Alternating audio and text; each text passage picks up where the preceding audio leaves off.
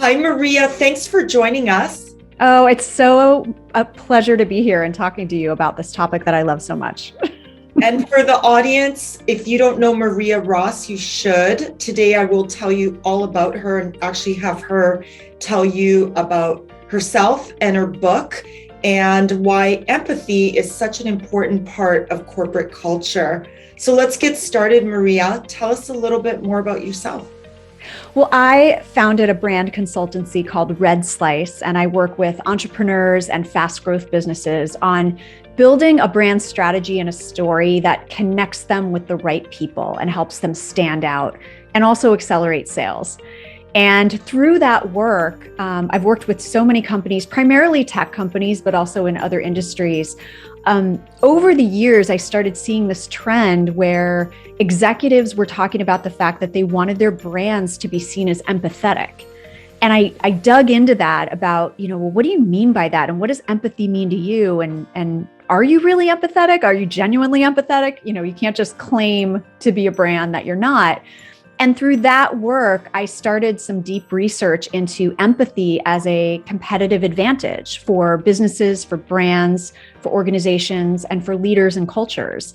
And I ended up writing a book called The Empathy Edge that is essentially the business case to empathy as a competitive advantage and why it's so important to really look at purpose and look at people first, and ultimately how that can lead to profit.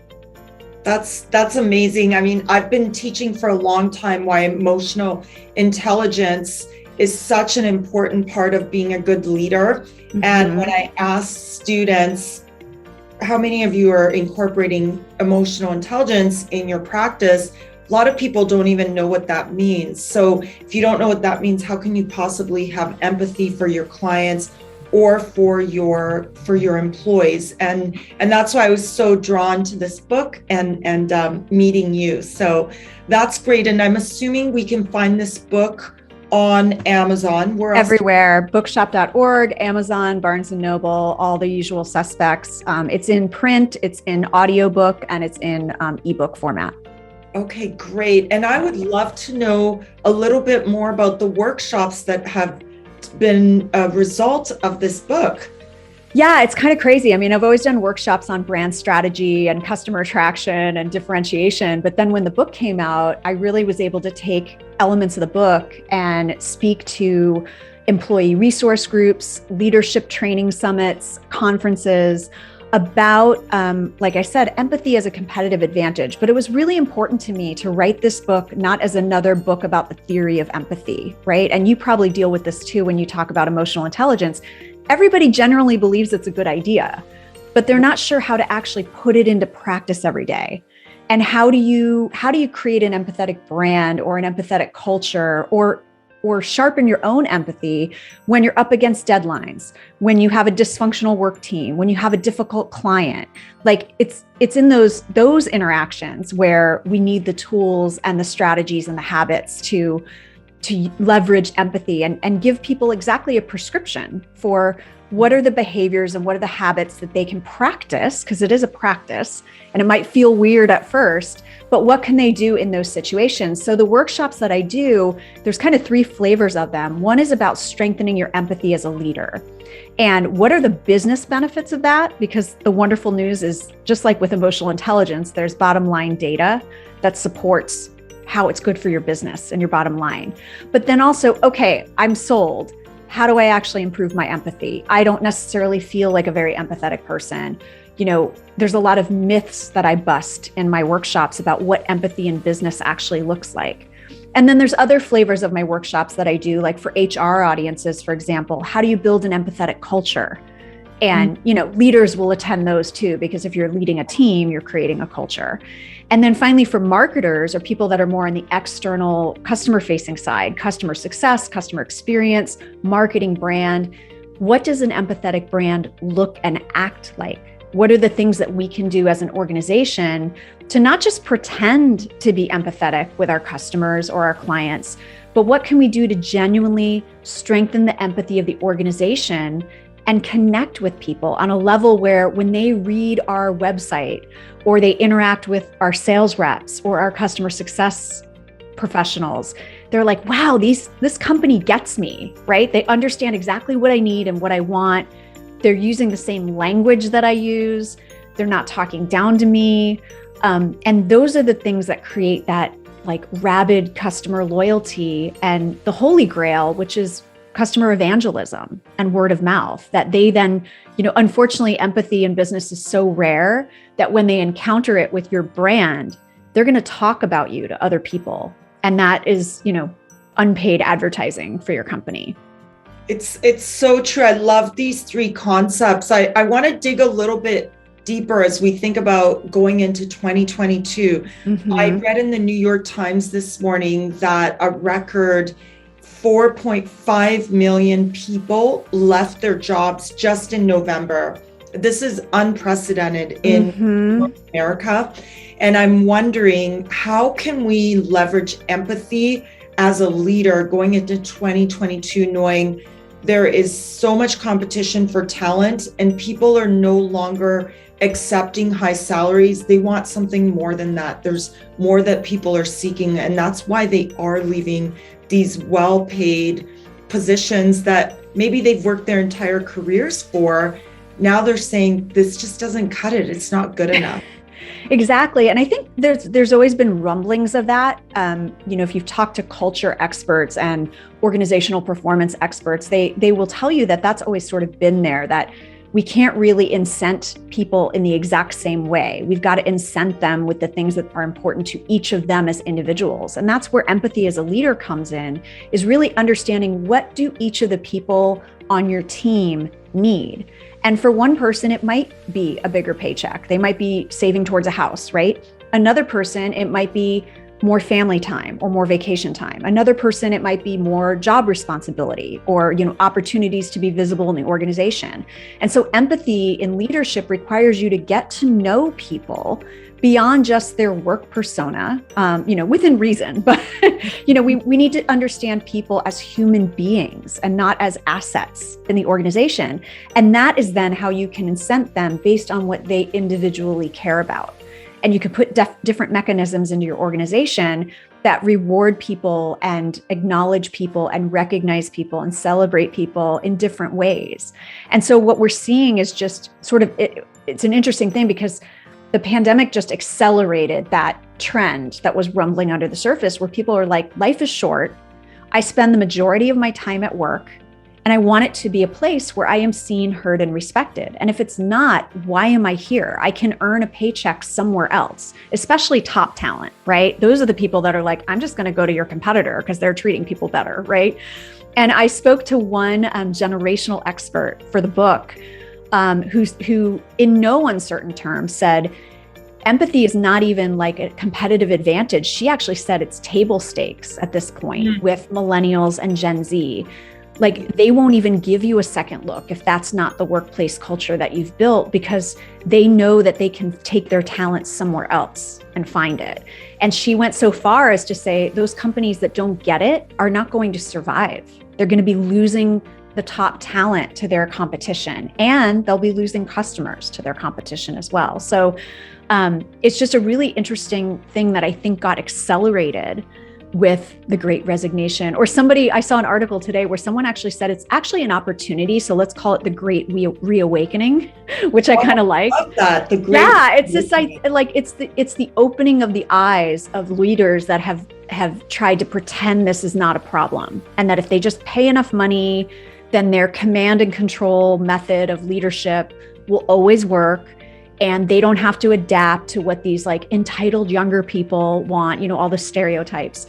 They're starting to realize, no, this is everybody. And what I love about and I'm sure you see this too, what I love about Gen Z and millennials that are now, they're in their 40s now, millennials, but what they're demanding, actually, that rising tide lifts all of the ships. So it makes the workplace better for everybody, even if you're a Gen Xer or a baby boomer.